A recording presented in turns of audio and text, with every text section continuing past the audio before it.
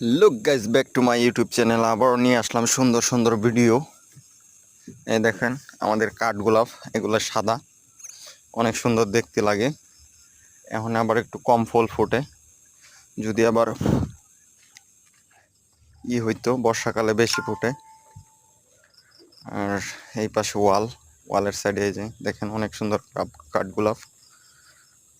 আবার পাশের দিক দিয়ে আছে হলো আপনার কি যেন বলে এগুলার, ওইটার নাম মনে নাই। দেখেন এই কাঠগোলাপটা অনেক সুন্দর দেখতে।